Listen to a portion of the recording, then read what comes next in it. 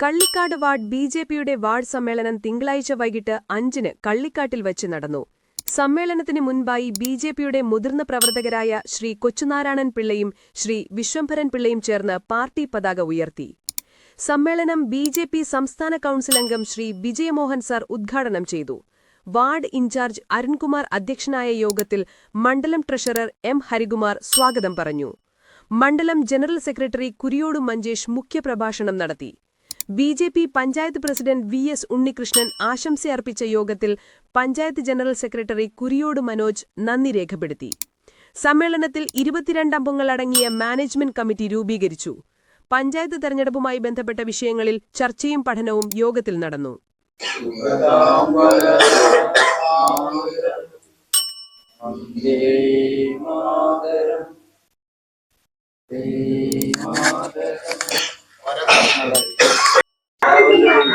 സ്വാഗതം പറയുന്നതിന് വേണ്ടി പ്രസംഗം ക്ഷണിക്കുന്നു.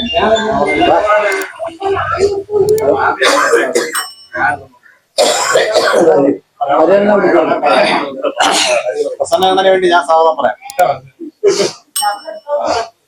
ബഹുമാനപ്പെട്ട ഈ യോഗത്തിന്റെ വാർഡിന്റെ ഇൻചാർജായിട്ടുള്ള പഞ്ചായത്ത് സമിതി അംഗമായിട്ടുള്ള ശ്രീ അരുൺ,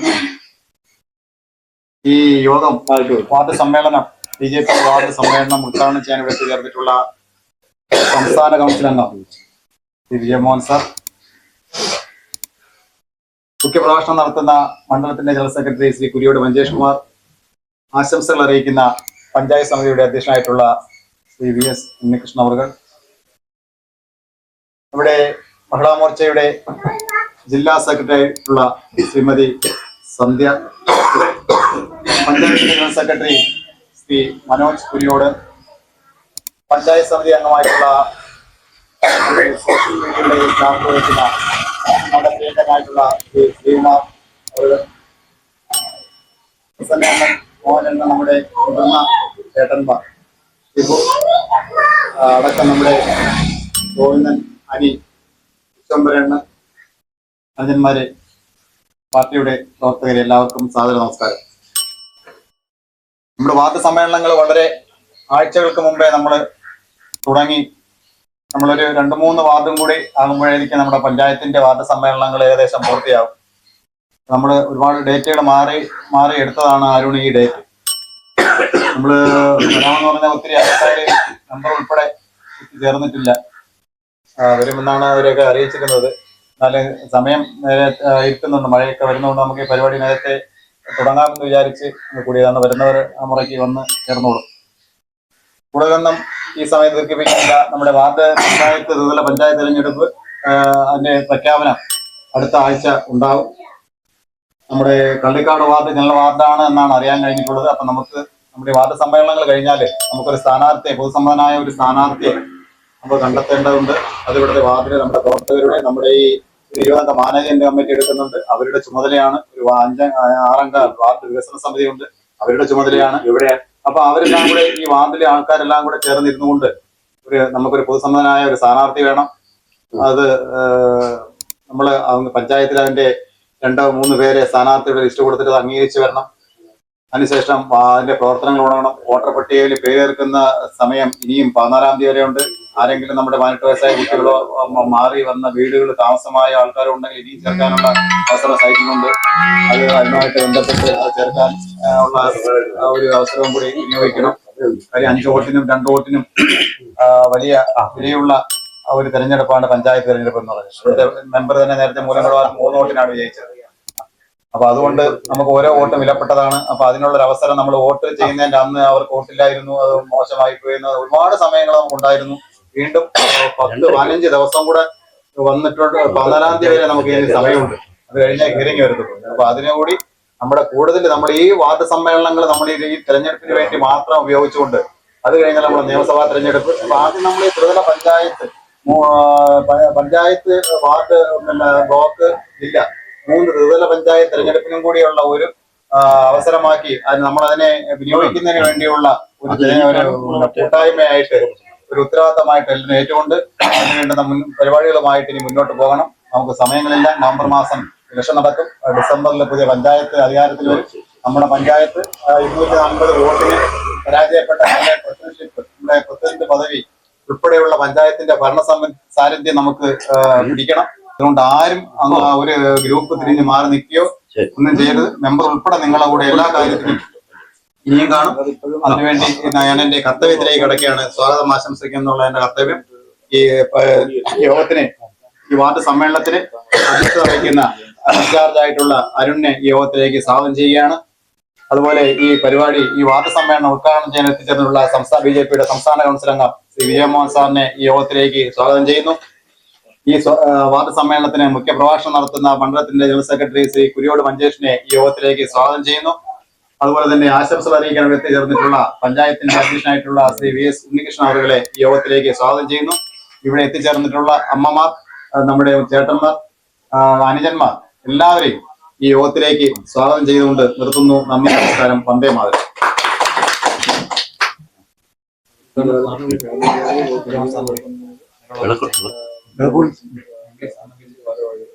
വിളക്ക് കൊടുക്കുന്നതിന് വേണ്ടി ഉദ്ഘാടനത്തിന് എത്തിച്ചേർന്ന വിജയമോഹൻ സാറിനെ ക്ഷണിച്ചു.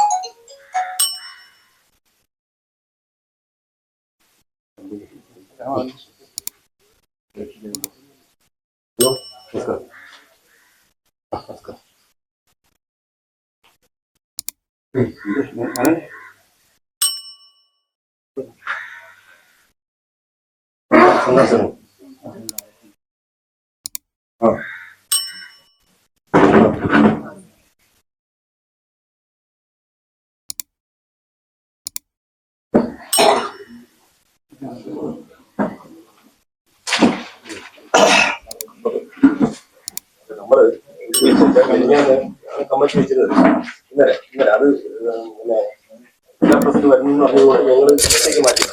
ഇന്നലെ രാത്രി നമ്മൾ പഞ്ചായത്ത് അടിസ്ഥാനത്തിൽ അറിയിച്ചു. പരിപാടി 5 മണിക്കാണ് സാറിനെ ഈ പരിപാടി ഉദ്ഘാടനം ക്ഷണിച്ചു.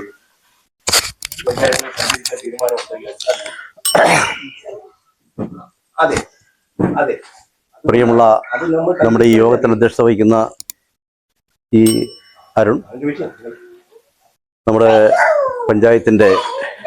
മണ്ഡലത്തിന്റെ ജനറൽ സെക്രട്ടറി ശ്രീ മഞ്ചേഷ് കുമാർ, മണ്ഡലത്തിന്റെ ട്രഷറർ ശ്രീ ഹരി, പഞ്ചായത്ത് സമിതിയുടെ പ്രസിഡന്റ് ഉണ്ണികൃഷ്ണൻ,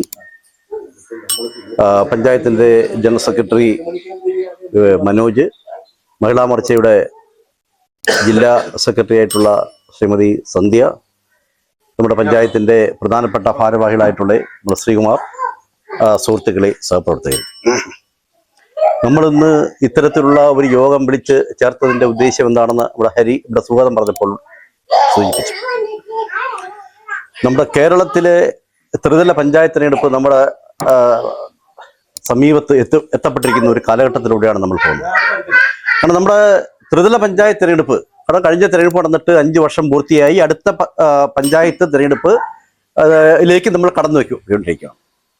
അപ്പൊ കേരളത്തിൽ ആദ്യമായി നമ്മൾ തെരഞ്ഞെടുപ്പിന് വേണ്ടി ഒരു പാർട്ടിയെ ഒരുക്കിയെടുത്ത പാർട്ടിയാണ് ഭാരതീയ ജനതാ പാർട്ടി. കാരണം മറ്റൊരു പാർട്ടിയും ഈ തെരഞ്ഞെടുപ്പിനെ മുന്നിൽ കാണാതെ, ഇതിന്റെ പ്രാധാന്യം കണ്ട് മനസ്സിലാക്കാതെ ഇപ്രാവശ്യം കേരളത്തിലെ ഈ ത്രിതല പഞ്ചായത്ത് തിരഞ്ഞെടുപ്പിൽ ഭാരതീയ ജനതാ പാർട്ടി നിർണായകമായ സ്വാധീനം ഉണ്ടാക്കണമെന്ന ഒരു കാഴ്ചപ്പാടോടുകൂടി തെരഞ്ഞെടുപ്പിന്റെ പ്രവർത്തനങ്ങൾക്ക് ആക്കവും അതുപോലെ തന്നെ തൂക്കവും കൂട്ടുവാൻ വേണ്ടി പ്രയത്നിച്ച ഒരു പാർട്ടിയാണ് ഭാരതീയ ജനതാ പാർട്ടി. കാരണം നമ്മൾ 3-4 മാസം മുമ്പ് തന്നെ ഇതിന്റെ ഒരുക്കങ്ങൾ ആരംഭിച്ചു.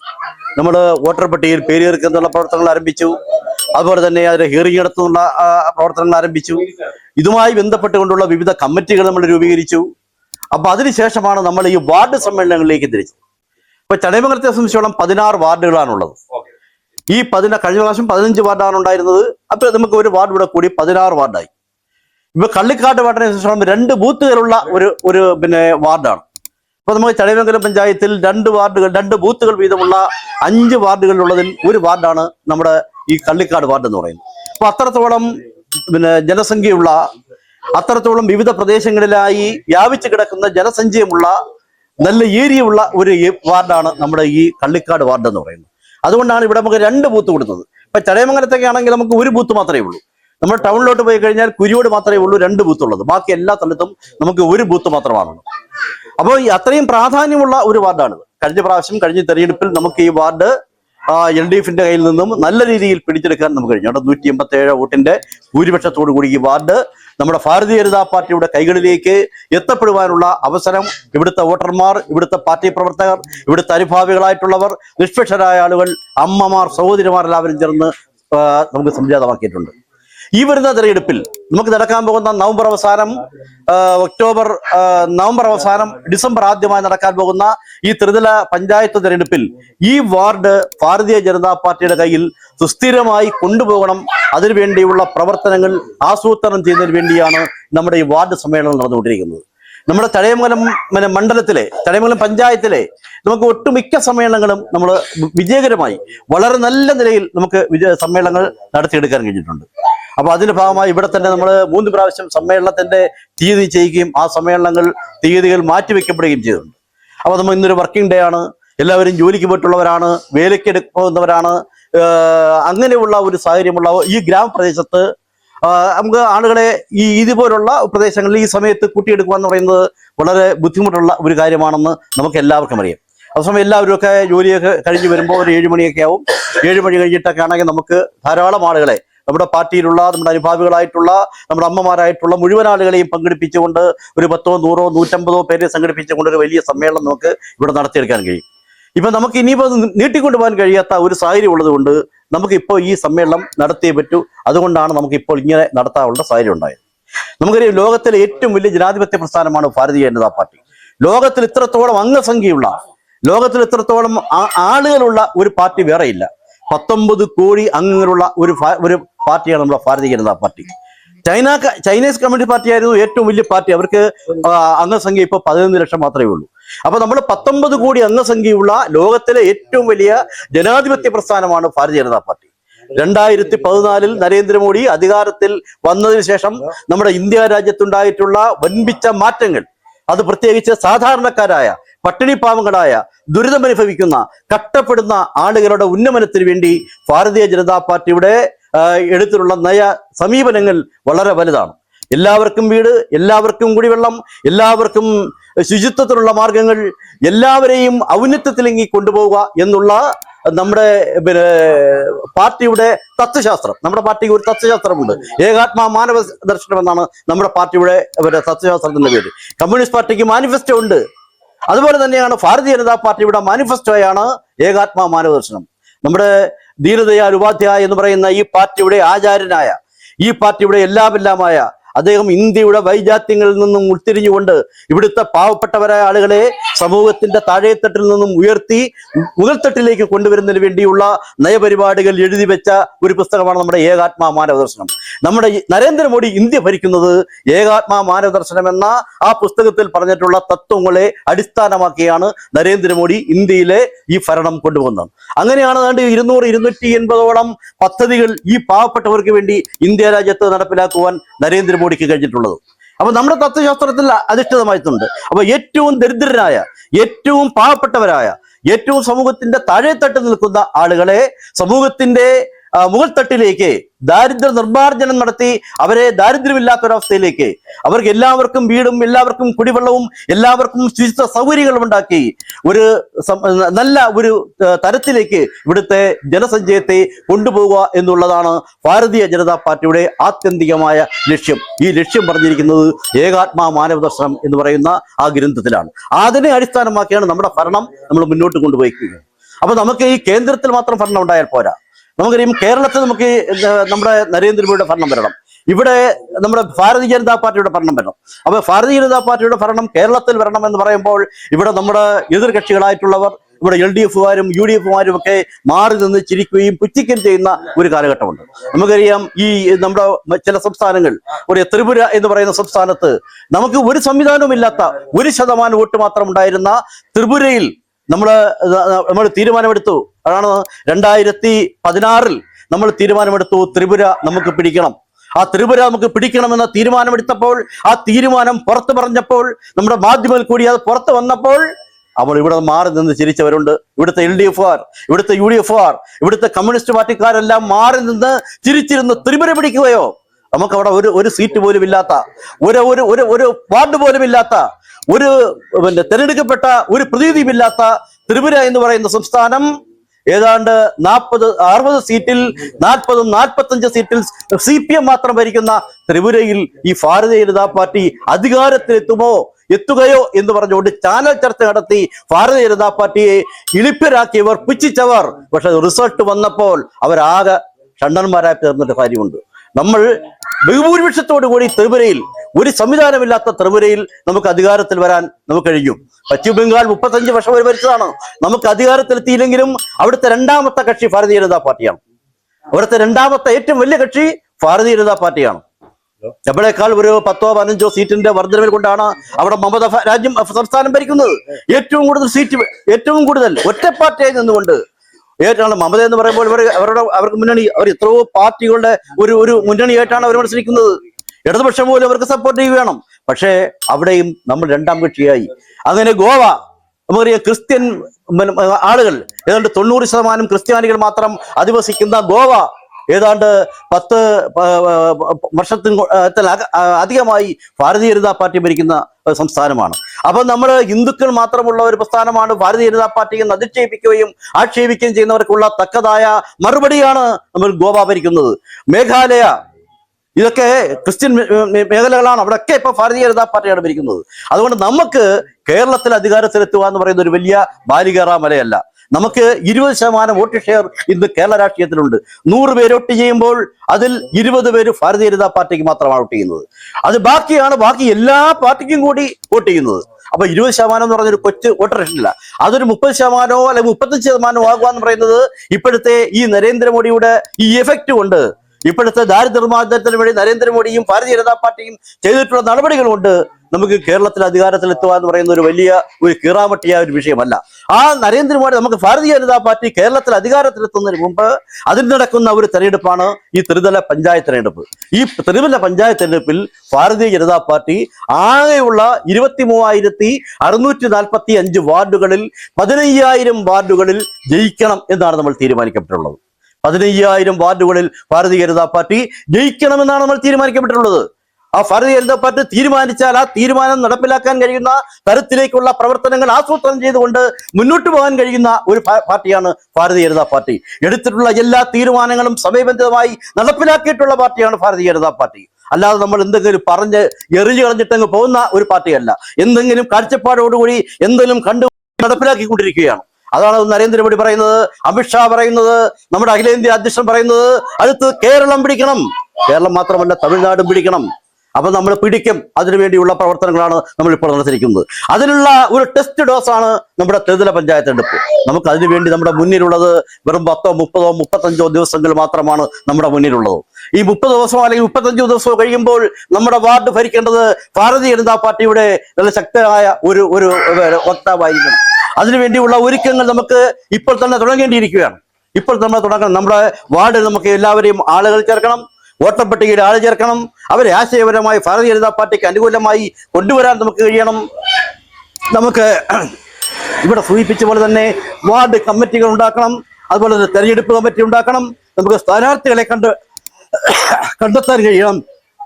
അതുകൊണ്ട് നമുക്ക് വളരെ ശക്തമായ പ്രവർത്തനങ്ങളുമായി മുന്നോട്ട് പോകേണ്ടിയിരിക്കുകയാണ്. അതിനുവേണ്ടിയുള്ള പ്രവർത്തനങ്ങൾക്ക് വേണ്ടിയാണ് നമ്മൾ ഈ വാർഡ് സമ്മേളനം ഇപ്പോൾ നടക്കുന്നത്. അതിനുവേണ്ടി എല്ലാവരും അണിചേരണം, ഭാരതീയ ജനതാ പാർട്ടിയുടെ പിന്നെ അണിചേരണം എന്ന് മാത്രം അഭ്യർത്ഥിച്ചുകൊണ്ട് ഞാൻ ഈ സമ്മേളനം ഔപചാരികമായി ഉദ്ഘാടനം ചെയ്ത് പ്രഖ്യാപിച്ചുകൊണ്ട് നിർത്തുന്നു. നന്ദി, നമസ്കാരം. ഒറ്റ അറിയും.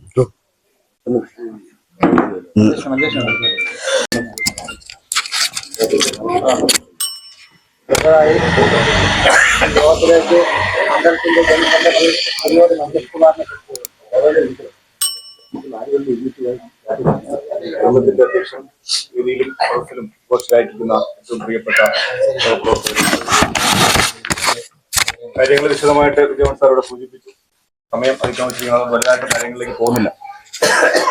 നമുക്കറിയാം, നരേന്ദ്രമോദി സർക്കാർ അധികാരത്തിൽ വരുന്നതിന് മുമ്പുള്ള ഒരു ഭരണ കാലഘട്ടം ഓരോ ദിവസവും ഓരോ അഴിമതി, 2G സ്പെക്ട്രം, കൽക്കരി കുംഭകോണം, അങ്ങനെ എല്ലാ തരത്തിലും അഴിമതി കൊണ്ട് നിറഞ്ഞ ഒരു ഭരണം. അതുപോലെ തന്നെ ഭീകരവാദ പ്രവർത്തനങ്ങൾ, എല്ലാ നഗരങ്ങളിലും ബോംബ് സ്ഫോടനമായിരുന്നു. ബോംബെയിൽ ബോംബ് സ്ഫോടനം, ഡൽഹിയിൽ ബോംബ് സ്ഫോടനം. അപ്പോൾ ഭീകരവാദികൾ ഭാരതത്തിൽ അഴിഞ്ഞാടുകയായിരുന്നു. അതുപോലെ നക്സലിസ്റ്റ് ആക്രമണങ്ങൾ, ഛത്തീസ്ഗഡ് പോലുള്ള സംസ്ഥാനങ്ങൾ നമ്മുടെ രാജ്യത്ത് നിന്ന് വിട്ടുപോകുന്ന ഒരു അവസ്ഥയിലേക്ക് വന്നു. മിസോറാം പോലുള്ള സംസ്ഥാനങ്ങൾ ചൈന കൊണ്ടുപോകുമെന്നും അതുപോലെ പാകിസ്ഥാൻ കാശ്മീർ കൊണ്ടുപോകുമെന്നും ഇങ്ങനെ ഒരു അവസ്ഥയിൽ നമ്മുടെ രാജ്യം ഛിന്നഭിന്നമായി പോകും, നമ്മുടെ രാജ്യത്ത് ജീവിക്കാൻ പറ്റാത്തൊരു സാഹചര്യം ഉണ്ടായിരുന്ന കാലഘട്ടത്താണ് നരേന്ദ്രമോദി അധികാരത്തിൽ വരുന്നത്. അപ്പൊ വിലക്കയറ്റം, അതുപോലെ ഒന്നും മിണ്ടാത്ത ഒരു പ്രധാനമന്ത്രിയായിരുന്നു, പിന്നെ മൗനിയായിട്ടുള്ള ഒരു പ്രധാനമന്ത്രി മൻമോഹൻ സിംഗ്. അദ്ദേഹത്തിന്റെ കീഴിൽ കുറെ തട്ടിക്കൂട്ടിയ കുറെ പാർട്ടികൾ, മുലായം സിംഗ് യാദവ്, സമാജ്വാദി പാർട്ടി, മുലായം സിംഗ് യാദവ്, അതുപോലുള്ള കുറെ തട്ടിക്കൂട്ടിയ പാർട്ടികൾ അവർ കുടുംബവാഴ്ച നടത്തിക്കൊണ്ട് ഭാരതത്തിലെ കുടുംബങ്ങൾക്ക് സമ്പത്ത് ഉണ്ടാക്കാൻ വേണ്ടിയിട്ട് ഉള്ള ഒരു ഭരണമാണ് അന്ന് നടന്നുകൊണ്ടിരുന്നത്. അപ്പൊ അവരൊക്കെ അന്നത്തെ ഭരണകർത്താക്കൾ, അവരുടെ പ്രധാനമന്ത്രിമാരായാലും ശരി, അവരുടെ മന്ത്രിമാരായാലും ശരി, അവരുടെ സമ്പാദിച്ച പൈസ, അഴിമതിയിലൂടെ സമ്പാദിച്ച പൈസ, അവരുടെ ഭിത്തികൾ, പിന്നെ പിൽക്കാലത്ത് ചിദംബരത്തിന്റെ ഒക്കെ ഭിത്തി നോക്കിയപ്പോൾ ഭിത്തി തട്ടിപ്പൊളിച്ചപ്പോ കോടിക്കണക്കിന് രൂപ അടുക്കി വെച്ചിരിക്കുന്നു, മെത്തയിൽ അടുക്കി വെച്ചിരിക്കുന്നു, അതുപോലെ സ്വിസ് ബാങ്ക് അക്കൗണ്ടുകളിൽ നിക്ഷേപിച്ചിരിക്കുന്നു.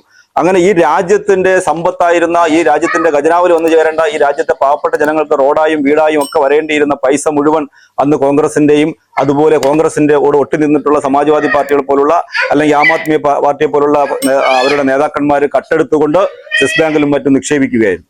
ആ ഒരു കാലഘട്ടത്തിൽ നിന്നാണ് നരേന്ദ്രമോദിയെ ഭാരതത്തിലെ ജനങ്ങള് ഈ രാജ്യത്ത് ജീവിക്കാൻ പറ്റില്ല, ഈ രാജ്യം ഇനി ഒന്നിനും കൊള്ളില്ല, ഈ രാജ്യത്ത് ജീവിക്കുന്നത് തന്നെ അപമാനം എന്ന് വിശ്വസിച്ചിരുന്ന ഒരു ജനതയാണ് ഒരു പരീക്ഷണം എന്ന പോലെ നരേന്ദ്രമോദിയെ അധികാരത്തിലേറ്റുന്നത്. അതിനുശേഷം പിന്നീട് നമ്മൾ കണ്ടു, ലോകത്ത് 10ാം സ്ഥാനത്ത് കിടന്ന രാജ്യം ഇന്ന് 5ാം സ്ഥാനത്തേക്ക് 4ാം സ്ഥാനത്തേക്ക് എത്തിയിരിക്കുന്നു. രാജ്യത്തിന്റെ വിവിധ ഭാഗങ്ങളിൽ വലിയ വികസന പ്രവർത്തനങ്ങൾ നടക്കും. നമുക്കറിയാം, നമ്മുടെ റോഡുകളിൽ, രാജ്യത്തിന്റെ പല ഭാഗത്തുള്ള റോഡുകളിൽ യുദ്ധവിമാനം പോലും ഇറക്കാൻ പറ്റുന്ന തരത്തിലുള്ള റോഡുകൾ നിർമ്മിച്ചിരിക്കുന്നു. ഇപ്പൊ മിസോറാമില് ഈ സ്വാതന്ത്ര്യം കിട്ടിയിട്ട് ഇതുവരെ അവിടെ ട്രെയിൻ സർവീസ് ഇല്ലായിരുന്നു.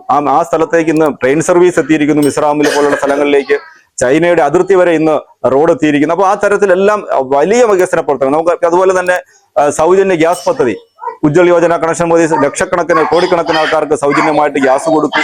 അതുപോലെ ജൽജീവൻ പദ്ധതി, കുടിവെള്ള പദ്ധതി, അത് ലക്ഷക്കണക്കിന് ആൾക്കാർക്ക്, കോടിക്കണക്കിന് ആൾക്കാർക്ക് രാജ്യത്താകമാനം കൊടുത്തു. പക്ഷെ കേരളത്തിലെ സംബന്ധിച്ചോളം നമുക്കറിയാം, കേരളത്തിലെ ജൽജീവൻ പദ്ധതിയുടെ ടാപ്പ് തുറന്ന കാറ്റേ വരൂ, വെള്ളം വരത്തില്ല. എന്താ കാര്യം?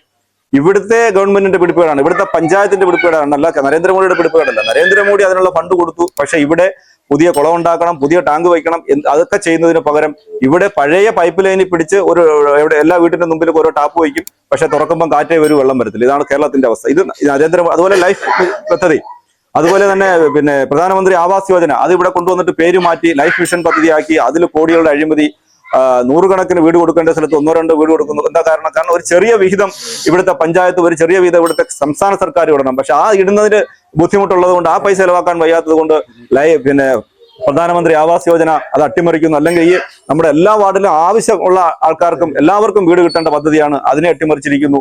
ഈ 70 വയസ്സിന് മുകളിലുള്ള ആൾക്കാർക്ക് ആരോഗ്യ ഇൻഷുറൻസ് പദ്ധതി, അത് അട്ടിമറിച്ചിരിക്കുന്നു. ഇങ്ങനെയെല്ലാം ഇവിടെ ഭരണത്തെ അട്ടിമറിക്കുകയും പക്ഷെ നരേന്ദ്രമോദി സർക്കാരിന്റെ നേതൃത്വത്തിൽ നമുക്കറിയാം, രാജ്യത്ത് എല്ലാവർക്കും ബാങ്ക് അക്കൗണ്ട്, എല്ലാവർക്കും സൗജന്യ ഗ്യാസ് പദ്ധതി, ആ തരത്തിൽ രാജ്യം വളരെ വലിയ മാറ്റത്തിലേക്ക് പോയിക്കൊണ്ടിരിക്കുമ്പോഴാണ് ഇപ്പൊ നമുക്കറിയാം, നമ്മള് ഈ അമേരിക്ക പോലുള്ള രാജ്യങ്ങൾ നമുക്ക് ഭീഷണിയായിട്ട് മാറുന്നു. അമേരിക്ക പോലുള്ള രാജ്യങ്ങൾ നമ്മുടെ വികസനവും നമ്മുടെ വലിയ മാറ്റവും, രാജ്യത്തിന്റെ വലിയ മാറ്റവും കണ്ട് അമേരിക്ക പോലുള്ള രാജ്യങ്ങൾ നമ്മുടെ വളർച്ചയെ തടയാൻ ശ്രമിക്കുകയാണ്. നമ്മുടെ വളർച്ചയെ തടയാൻ ശ്രമിക്കുന്നതുകൊണ്ട് നമുക്ക് ഉപരോധം ഏർപ്പെടുത്തുന്നു. അവരുടെ ആവശ്യം നമ്മുടെ വളർച്ചയെ തടയുക മാത്രമല്ല, അവരുടെ കാർഷിക ഉൽപ്പന്നങ്ങൾ, അവരുടെ പാൽ ഉൽപ്പന്നങ്ങൾ, ക്ഷീരോത്പാദന ഉൽപ്പന്നങ്ങളെല്ലാം നമ്മളെ ഇവിടെ വിറ്റഴിക്കാനുള്ള ഒരു വിപണി നമ്മൾ തുറന്നു കൊടുക്കണം. പണ്ടൊക്കെ നമുക്ക് ഈ കോൺഗ്രസ് ഭരിച്ചിരുന്ന കാലഘട്ടത്തിൽ ഇത്തരത്തിലുള്ള അമേരിക്കയുടെയും അല്ലെങ്കിൽ റഷ്യയുടെയും ഒക്കെ ആയുധ വിപണി, അവരുണ്ടാക്കുന്ന ആയുധങ്ങൾ, അവരുണ്ടാക്കുന്ന ഭക്ഷ്യവസ്തുക്കൾ, അതെല്ലാം വിറ്റഴിക്കാനുള്ള, അവരുണ്ടാക്കുന്ന വേസ്റ്റുകൾ പോലും വിറ്റഴിക്കാനുള്ള ഒരു വിപണിയായിരുന്നു ഭാരതം. ഇപ്പൊ അമേരിക്ക ആഗ്രഹിക്കുന്ന അതാണ്. അവരുണ്ടാക്കുന്ന പാൽ ഉൽപ്പന്നങ്ങൾ ഉണ്ടാക്കുമ്പോൾ അതിൽ നിന്നുണ്ടായിരുന്ന വേസ്റ്റുകൾ, വേ പൗഡർ പോലുള്ള വേസ്റ്റുകൾ, പാൽക്കട്ടി പോലുള്ള വേസ്റ്റുകൾ, ഇതൊക്കെ ഇന്ത്യൻ വിപണിയിൽ വിതരണം ചെയ്യണം. ഇതൊക്കെ ഇന്ത്യൻ വിപണിയിൽ വിതരണം ചെയ്താലുള്ള ഭവിഷ്യത്ത് എന്ന് പറഞ്ഞാൽ നമ്മുടെ നിലവിലുള്ള നമ്മുടെ ഇവിടെയുള്ള ക്ഷീര കർഷകരും ഇവിടെയുള്ള പാൽ കർഷകരെല്ലാം അവർ പട്ടിണിയിലാവും. കാരണം അവിടുന്ന് ഈ വില കുറഞ്ഞ ഈ ഗുണമേന്മയില്ലാത്ത പാൽ ഉൽപ്പന്നങ്ങൾ, അതുപോലെ ജനിതക മാറ്റം ഉണ്ടാക്കിയ വിളകൾ, ഗോതമ്പ്, നെല്ല്, ഇതുപോലുള്ള ചോളം, ഇതുപോലുള്ള സോയാ പൗഡർ, ഇതുപോലുള്ള ജനിതക മാറ്റം ഉണ്ടാക്കിയ വിളകൾ ഇവിടെ അതിന്റെ ഉൽപ്പന്നങ്ങൾ ഇവിടെ കൊണ്ടുവന്ന് വിതരണം ചെയ്ത് ഇവിടുത്തെ കാർഷിക മേഖല അട്ടിമറിക്കാനും അവർക്ക് സമ്പത്തുണ്ടാക്കാനും വേണ്ടിയിട്ടാണ് അമേരിക്ക ശ്രമിച്ചത്. പക്ഷെ അതിനെയാണ് നരേന്ദ്രമോദി തടഞ്ഞത്. ആ തടഞ്ഞതിന്റെ വൈരാഗ്യമാണ് ഇപ്പൊ റഷ്യക്ക് അത് കൊടുക്കുന്നു, റഷ്യയിൽ നിന്ന് എണ്ണ മേടിക്കുന്നു എന്നൊക്കെ പറഞ്ഞ് നമ്മളെ ഇവിടെ നിരോധനങ്ങൾ, ഉപരോധങ്ങളൊക്കെ ഏർപ്പെടുത്തി. പക്ഷെ അവരുടെ ആവശ്യം അതൊന്നുമല്ല. ഇവിടെ ഇന്ത്യൻ വിപണി അവർക്ക് തുറന്നു കൊടുക്കണം എന്നുള്ളതായിരുന്നു അവരുടെ ആവശ്യം. പക്ഷെ നരേന്ദ്രമോദി പറഞ്ഞു, ഭാരതത്തിലെ കർഷകരെ കണ്ണീര് വീഴ്ത്തിക്കൊണ്ട് അവരെ പട്ടിണിയിലാഴ്ത്തിക്കൊണ്ടുള്ള ഒരു തീരുമാനവും ഭാരതത്തിലെ സർക്കാർ എടുക്കില്ല എന്ന് നരേന്ദ്രമോദി ആയതുകൊണ്ട് പറഞ്ഞു. മറിച്ച് അവിടെ മൻമോഹൻ സിംഗ് ആയിരുന്നെങ്കിൽ ഈ പറഞ്ഞ അമേരിക്ക പറഞ്ഞത് അതും അതിനപ്പുറവും ചെയ്തു കൊടുത്തതിനെ ഇവിടുത്തെ പാവങ്ങള്, ഇവിടുത്തെ കർഷകര്, ഇവിടുത്തെ പാലുൽപാദകരെല്ലാം പട്ടിണിയിലുമായി പോയി. അപ്പൊ ഇത്തരത്തിലുള്ള ഒരു സർക്കാരിനെ നിലനിർത്തേണ്ടത്, ഭാരതത്തിൽ ഇത്തരത്തിലുള്ള ഒരു സർക്കാരിനെ പുലർത്തിക്കൊണ്ടു പോകേണ്ടത് നമ്മുടെ ആവശ്യമാണ്. കാരണം ഈ ഒരു മാറ്റം ഉണ്ടായാൽ പഴയതുപോലുള്ള ഭീകരവാദ പ്രവർത്തനങ്ങൾ, പണ്ടത്തതുപോലുള്ള അഴിമതികൾ, അതുപോലെ അമേരിക്ക പോലുള്ള, പാകിസ്ഥാൻ പോലുള്ള, അഫ്ഗാനിസ്ഥാൻ പോലുള്ള, ചൈന പോലുള്ള ശത്രു രാജ്യങ്ങളുടെ എത്രയോ രാജ്യങ്ങളെ പരസ്പരം വലിയ രാജ്യങ്ങൾ ചെറിയ രാജ്യങ്ങളെ കീഴ്പ്പെടുത്തിക്കൊണ്ടിരിക്കുന്നു. അപ്പൊ അങ്ങനെ കീഴ്പ്പെടുത്തി കഴിഞ്ഞാൽ പിന്നെ പണ്ട് ഒരു കാലഘട്ടത്തിൽ നമ്മൾ അടിമകളായി പോയത് പോലെ മുഗളന്മാർക്കും ബ്രിട്ടീഷുകാർക്കൊക്കെ അടിമകളായി പോകാൻ വലിയ താമസമൊന്നും ഈ കാലഘട്ടത്തിൽ അത്തരത്തിലൊരു ആക്രമണത്തിന് വലിയ താമസമൊന്നും. അപ്പൊ അത്തരത്തിലുള്ള ആക്രമണങ്ങളെ പ്രതിരോധിക്കാനും ഈ രാജ്യത്തെ ഇതുപോലെ നിലനിർത്തി കൊണ്ടുപോകാനും നരേന്ദ്രമോദിയെ പോലുള്ള അല്ലെങ്കിൽ BJP പോലുള്ള ഭരണ സംവിധാനം ഇവിടെ നിലനിർത്തേണ്ടത് നമുക്ക് ഏവർക്കും നമ്മുടെ നിലനിൽപ്പിന് കൂടി ആവശ്യമാണെന്ന് മനസ്സിലാക്കിക്കൊണ്ട് നമ്മുടെ ഈ പ്രസ്ഥാനത്തെ വിജയിപ്പിക്കുവാൻ വേണ്ടിയിട്ടുള്ള വലിയ പ്രവർത്തനങ്ങൾക്ക്, ഇവിടെ സൂചിപ്പിച്ചതുപോലെ വലിയ പ്രവർത്തനങ്ങൾക്ക് നേതൃത്വം കൊടുക്കുവാൻ, അതിന് പിന്തുണ കൊടുക്കുവാൻ, വോട്ട് സമാഹരിക്കുവാൻ, നിലവിൽ നമ്മൾ ജയിച്ച ഈ വാർഡിനെ വീണ്ടും വിജയിപ്പിക്കുവാൻ നിങ്ങൾക്ക് ഓരോരുത്തർക്കും കഴിയട്ടെ എന്ന് ആശംസിച്ചുകൊണ്ട് ഈ വാർഡ് കൺവെൻഷന് എല്ലാ ആശംസകളും നേർന്നുകൊണ്ട് ഞാൻ എന്റെ വാക്കുകൾ നിർത്തുന്നു. വന്ദേ മാതരം. അല്ല, ഹരി സ്വാഗതം പറഞ്ഞു. പഞ്ചായത്തിന്റെ ആരാധ്യനായ അധ്യക്ഷൻ, വേദിയിലിരിക്കുന്ന ബഹുമാന്യ പാർട്ടിയുടെ ചുമതലയുള്ള നേതാക്കളെ, 57, 86, 49 ജ്യേഷ്ഠന്മാരെ, കൊച്ചനുജന്മാരെ, 57 നമുക്കറിയാം 8649 ഭാരതീയ ജനതാ പാർട്ടിയെ പറ്റി ഏകദേശം നമ്മുടെ ഉദ്ഘാടകനും മുഖ്യ പ്രഭാഷകനുമായിട്ടുള്ള മഞ്ചേഷും വിജയമോഹൻ സാറും ഏകദേശം സൂചിപ്പിക്കുകയുണ്ടായി. നമ്മുടെ പ്രവർത്തനത്തെക്കുറിച്ചും നരേന്ദ്രമോദിയുടെ ലക്ഷ്യത്തെക്കുറിച്ചും ഏകദേശം സംസാരിക്കുകയുണ്ടായി. ഈ വൈകിവേളയിൽ പ്രിയപ്പെട്ടവരെ, നമുക്കറിയാം കഴിഞ്ഞ 40-40 വർഷക്കാലമായി ഇവിടെ പ്രവർത്തിച്ചുകൊണ്ടിരിക്കുന്ന എന്നെ മുന്നിലിരിക്കുന്ന എന്റെ മുതിർന്ന ജ്യേഷ്ഠന്മാർ, നമുക്കറിയാം ഈ വാർഡ് പിടിക്കുവാൻ വേണ്ടി വളരെയേറെ കഷ്ടപ്പെട്ട് സംഘടനാ പ്രവർത്തനം എന്ന് തുടങ്ങിയോ അന്നു മുതൽ നമ്മുടെ ലക്ഷ്യം പൂർത്തീകരിച്ചത് ഈ കഴിഞ്ഞ 4 വർഷം 5 വർഷമായിട്ട്. അതിനുവേണ്ടി നമ്മൾ എന്തെല്ലാം ത്യാഗങ്ങൾ ഇവിടെ സഹിച്ചു, എന്തെല്ലാം വേദനകൾ നമ്മൾ സഹിച്ചു. രാഷ്ട്രീയ പ്രവർത്തനങ്ങൾക്ക് വേണ്ടി ഭാരതീയ ജനതാ പാർട്ടി കെട്ടിപ്പടുക്കുന്നതിന് വേണ്ടി ആരുടെയൊക്കെ എത്രയോ സാമ്പത്തികം നമ്മൾ ചെലവാക്കി, ആരുടെയോ സമയങ്ങൾ നമ്മൾ ചെലവാക്കി, കുടുംബങ്ങളുടെ സമയം നമ്മൾ ചെലവാക്കി നമ്മുടെ സംഘടനാ പ്രവർത്തനം ഈ മേഖലയിൽ വളർത്തുന്നതിന് വേണ്ടി, കള്ളിക്കാട് മേഖലയിൽ വളർത്തുന്നതിന് വേണ്ടി ഒരുപാട് ത്യാഗങ്ങൾ അനുഭവിച്ച ആൾക്കാരാണ് ഇവിടെ ഇരിക്കുന്നതും ഇനി വരാനുള്ളവരും. നമ്മുടെ പഴയകാല ആൾക്കാർ, ഈ യോഗത്തിൽ എത്തിയിട്ടില്ലാത്ത പലരും. എനിക്കറിയാം പൊതുമുഖങ്ങൾ മാത്രം കുറച്ചു പേരേ ഉള്ളൂ, അവർക്ക് നമ്മൾ പറഞ്ഞാൽ മനസ്സിലാവില്ല. എങ്കിലും ഒരുപാട് ത്യാഗങ്ങൾ അനുഭവിച്ചുകൊണ്ട് നമ്മുടെ ഈ സംഘടനാ വർക്ക് ഇവിടെ പ്രവർത്തനം നല്ല രീതിയിൽ കൊണ്ടുവന്ന് നമ്മുടെ വാർഡ് ഗ്രാസ് റൂട്ട് ലെവലിൽ നമ്മുടെ പഞ്ചായത്തിൽ വാർഡ് നമ്മൾ പിടിക്കും. നേരത്തെ ഹരി സൂചിപ്പിച്ചതുപോലെ നമ്മളെ ഈ വാർഡ് പിടിച്ചു, നമ്മൾ ഇനി ഈ വാർഡ് നിലനിർത്തുകയാണ് വേണ്ടത്. അപ്പം അതിനു വേണ്ടിയിട്ട് നമ്മൾ ശക്തമായ രീതിയിൽ സംഘടനാ വർക്ക് നമ്മൾ ചെയ്യേണ്ടതായിരുന്നു. നമുക്കറിയാം 261 വോട്ടിനാണ് ചടയമംഗലം ഗ്രാമപഞ്ചായത്ത് ഭാരതീയ ജനതാ പാർട്ടിയിൽ നിന്നും പഞ്ചായത്ത് പ്രസിഡന്റ് ഭരിക്കുന്നത്. 261, കേവലം 261 വോട്ട് മാത്രം ഭൂരിപക്ഷത്തിലാണ് നമ്മുടെ വാർഡിൽ 11 വാർഡ് 2ാം സ്ഥാനം. ഏകദേശം 3 വാർഡ് നമ്മൾ പിടിച്ചു. ആ നോക്കിക്കഴിഞ്ഞാൽ 261 വോട്ടിന്റെ ഭൂരിപക്ഷത്തിൽ ഭാരതീയ ജനതാ പാർട്ടിയിൽ നിന്ന് കഴിഞ്ഞ 10, 35, 40 വർഷക്കാലമായി നമ്മൾ പ്രവർത്തിച്ചുകൊണ്ടിരിക്കുന്ന നമ്മളിൽ നിന്ന് അവർ കഴിഞ്ഞ വർഷങ്ങളായിട്ട് തന്നെ നമുക്കറിയാൻ സാധിക്കും അവർ ഭരിച്ചുകൊണ്ടിരിക്കുന്നത്.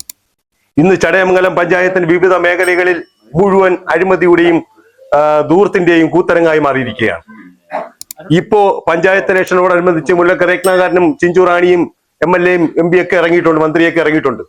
ഇന്ന് ഫേസ്ബുക്കിലും വാട്സാപ്പിലും നോക്കിയാൽ, നവമാധ്യമങ്ങളിൽ നോക്കിയാൽ അറിയാൻ സാധിക്കും. ഈ ഇലക്ഷനോടനുബന്ധിച്ച് ഇന്ന റോഡിലേക്ക് ഇത്ര രൂപ അനുവദിച്ചു, ഇന്ന റോഡിലേക്ക് ചിഞ്ചു റാണി വന്ന് നോക്കുന്നു. എവിടെ പോയി ഈ ചിഞ്ചു റാണി കഴിഞ്ഞ 4 വർഷം? നമുക്കറിയാം, കഴിഞ്ഞ 10-40 വർഷക്കാലമായി, 45-50 വർഷക്കാലമായി ചടയമംഗലത്ത് ഒരു ആരോഗ്യ മേഖലയിൽ ഒരു ഹോസ്പിറ്റലുണ്ട്, പ്രാഥമിക ആരോഗ്യ കേന്ദ്രം.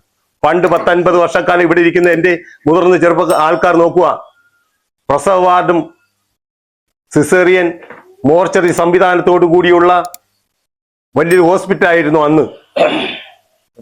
10-40 പേരെ കിടത്തി ചികിത്സിക്കാനുള്ള ഹോസ്പിറ്റൽ സംവിധാനം ഉണ്ടായിരുന്നു നമ്മുടെ പൂർവ്വന്മാരുണ്ടാക്കിയിട്ടുമെങ്കിൽ ഇന്ന് നശിച്ച് നാനാവിശേഷമാക്കിയെന്ന് മാത്രമല്ല, ഇന്ന് ചടയമംഗലത്ത് ഒരാളെ കിടത്തി ചികിത്സിക്കാനുള്ള സംവിധാനമില്ല. രാത്രിയിൽ മദ്യപിച്ച് ആരെങ്കിലും മെഡിക്കൽ ടെസ്റ്റ് എടുക്കണമെങ്കിൽ കടക്കിൽ പോകണം. ആ തരത്തിലേക്ക് ചടയമംഗലം പഞ്ചായത്തിനെ അത്തരത്തിലേക്ക് താഴോട്ട് കൊണ്ടുവന്നു. ഇത് ഭാരതീയ ജനതാ പാർട്ടി ഭരിക്കുന്ന പഞ്ചായത്തല്ല. അപ്പൊ ഇത് ഇത്രയും കാലം കൊണ്ട് ഭരിച്ചുകൊണ്ടിരിക്കുന്ന CPI CPM കൂട്ടുകെട്ട് അവരുടെ അഴിമതി കൂത്തരങ്ങായി മാറിയിരിക്കുകയാണ്. അവരുടെ വീടുകൾ, അവരുടെ ബന്ധുക്കൾക്ക് ജോലി കൊടുക്കുക, അവരുടെ വീടുകൾ വലുതാക്കുക, അവരുടെ വീടുകളിൽ AC വിൽക്കുക, അവരുടെ ബന്ധങ്ങളും കൂട്ടുകളിലേക്കും സാമ്പത്തികം കൊണ്ടുപോകുന്ന ഒരു സ്ഥിതിയിലേക്ക് നമ്മളെ ഈ പഞ്ചായത്ത് മാറിക്കൊണ്ടിരിക്കുന്നു. ഒരു കോക്കസിന്റെയിലാണ് ചടയമംഗലം ഗ്രാമപഞ്ചായത്ത് എന്ന്. നമുക്കറിയാം, ചടയമംഗലം ഗ്രാമപഞ്ചായത്തിൽ മുഴുവൻ സമയം പ്രവർത്തനം നടന്ന CPM-ന്റെയും CPI-യുടെയും പ്രവർത്തകർക്ക് എല്ലാവരുടെയും ഭാര്യമാർക്ക് ജോലിയില്ലേ? എല്ലാവരുടെയും, നമ്മുടെ സാധാരണക്കാരന്റെ കയ്യിൽ നിന്നുള്ള വളർത്തി വലുതാക്കിയ ചടയമംഗലം സർവീസ് സഹകരണ ബാങ്കിൽ എവിടെയാണ് ജോലിയില്ലാത്തത്? എല്ലാവർക്കും ജോലി കൊടുത്തു. സാധാരണക്കാരന്റെ പിച്ചച്ചട്ടിയിൽ നിന്ന് കൈയിട്ട് വാരിക്കൊണ്ട് ചടയമംഗലം പഞ്ചായത്തിനെ മുച്ചൂടും മുടിപ്പിക്കുന്ന ചടയമംഗലം, ഒരു ഗവൺമെന്റ് ഒരു ആസ്ഥാനം പോലും ഇല്ലാത്ത ചടയമംഗലം പഞ്ചായത്ത് ഇരിക്കാൻ ഒരു ആസ്ഥാനം പോലും ഇല്ലാതെ പൊളിച്ചിട്ടിട്ട് വർഷങ്ങളായി. പാവപ്പെട്ടവന് കല്യാണം നടത്തുന്ന ഒരു കമ്മ്യൂണിറ്റി ഹാളിൽ കയറി ഇരിക്കുക. നാണം കെട്ട വർഗങ്ങൾ. അതുപോലെ തന്നെ സ്റ്റേഡിയത്തിന്റെ പറവിൽ BJP ഭാരതീയ ജനതാ പാർട്ടി സ്റ്റേഡിയത്തിൽ നിന്ന് മണ്ണ് ഊറ്റി കൊണ്ടുപോവാ. മണ്ണ് അവിടെ അരിച്ചിടുന്ന ലക്ഷങ്ങളാണ് ചിലവാകുന്നത്. ഒരു ലോഡ് മണ്ണ് കൊണ്ടിട്ടാൽ അരിച്ചിട്ടാൽ 1/4 ലോഡേ മണ്ണ് കിട്ടത്തുള്ളൂ. പിച്ച് ശരിയാക്കാൻ വേണ്ടി അത് 20,000-30,000 രൂപയ്ക്ക് മറിച്ച് കൊണ്ടു കൊടുക്കുക പാർട്ടി ചുമതലയുള്ള ആൾക്കാർ. അത് നമ്മൾ തടയുകയുണ്ടായി. 10 ലക്ഷം രൂപ പഞ്ചായത്ത് നാട്ടുകാരന്റെ പൈസ അത്തരത്തിൽ പോകുന്ന 10 ലക്ഷം രൂപ സെക്രട്ടറിയോ പ്രസിഡന്റോ അടയ്ക്കണമെന്ന് പറഞ്ഞ് ഞങ്ങൾ നോട്ടീസ് കൊടുത്തിരിക്കുക. പഞ്ചായത്ത് BJPക്ക് അഭിനന്ദനങ്ങളൊക്കെ പറഞ്ഞ് അതിൽ നിന്ന് ഊരിപ്പോയി. രാത്രി 8 മണിക്ക് കമ്മിറ്റി കൊടുവുണ്ടായി. അപ്പൊ ഞാൻ പറഞ്ഞു വരുന്നത്, ചടയമംഗലത്ത് അതുപോലെ തന്നെ ഒരു പോളിടെക്നിക് കൊണ്ടുവന്നു. നമുക്കറിയാം, നമ്മൾ പത്രം വായിക്കുന്നവരാണ്. കഴിഞ്ഞ പ്രസിഡന്റുമാർ ഇറങ്ങിപ്പോകാൻ സമയമാകുമ്പോഴത്തേക്ക് ഒരു തറക്കല്ലിടും. മിനി സിവിൽ സ്റ്റേഷൻ നാട്ടുകാരുടെ കണ്ണിൽ പൊടിയിടുവാൻ വേണ്ടി മിനി സിവിൽ സ്റ്റേഷൻ തറക്കല്ലിട്ടിട്ട് ഇറങ്ങിപ്പോകും. വാഗ്ദാനങ്ങൾ മാത്രമായി ചടയമംഗലം. ഞാൻ പറഞ്ഞു വരുന്നത്, പ്രിയപ്പെട്ടവരെ, കഴിഞ്ഞ 35 വർഷക്കാലമായി നമ്മൾ 2ാം സ്ഥാനത്തിരിക്കുന്ന പല ഭാഗങ്ങളും നമ്മൾ ശക്തമായ രീതിയിൽ ഒന്നുണർന്ന് പ്രവർത്തിക്കുകയാണെങ്കിൽ ഈ 261 വോട്ടിന് ഭാരതീയ ജനതാ പാർട്ടി എന്ന് പറയുന്ന പ്രസ്ഥാനം, പ്രതിപക്ഷത്തിരിക്കുന്ന പ്രസ്ഥാനം, നമുക്ക് ഭരിക്കുവാൻ സാധിക്കും. 261 വോട്ട് നമ്മൾ മേടിച്ചു കഴിഞ്ഞാൽ നമുക്ക് ഭരിക്കാൻ സാധിക്കും. ചടയമംഗലം പഞ്ചായത്ത് 15 വാർഡിൽ ഇന്ന് 16 വാർഡുണ്ടെങ്കിൽ 16 വാർഡിൽ 11 വാർഡിൽ BJP 2ാം സ്ഥാനം. ശക്തമായി നമ്മൾ സംഘടനാവർക്ക് നമ്മൾ ഇവിടെ ഇരിക്കുന്ന ആൾക്കാർ മാത്രം ചെയ്താൽ മതി. ഇത്രയൊന്നും ഇല്ലായിരുന്നു പണ്ടും.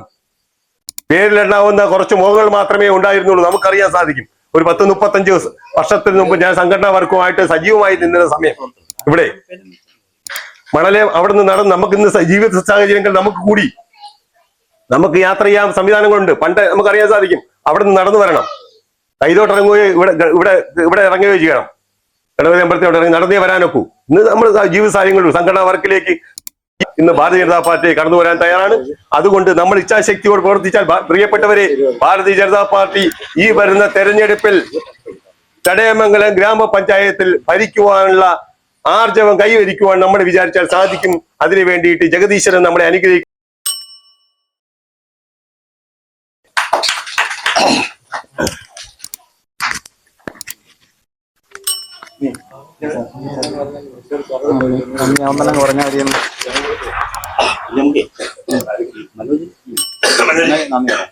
പഞ്ചായത്തിന്റെ സെക്രട്ടറി ആയിട്ടുള്ള പലരും വന്നിട്ടേ നമ്മുടെ ഇലക്ഷൻ മാനേജ്മെന്റിനെ പറ്റി അങ്ങ് പ്രഖ്യാപിക്കും.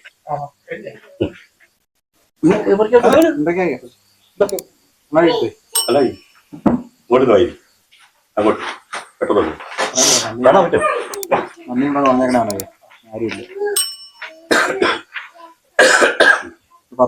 നമുക്ക് 23 പേരുള്ള ഇലക്ഷൻ മാനേജ്മെന്റ് കമ്മിറ്റിയാണ് രൂപീകരിക്കേണ്ടത് ഒരു വാർഡിൽ.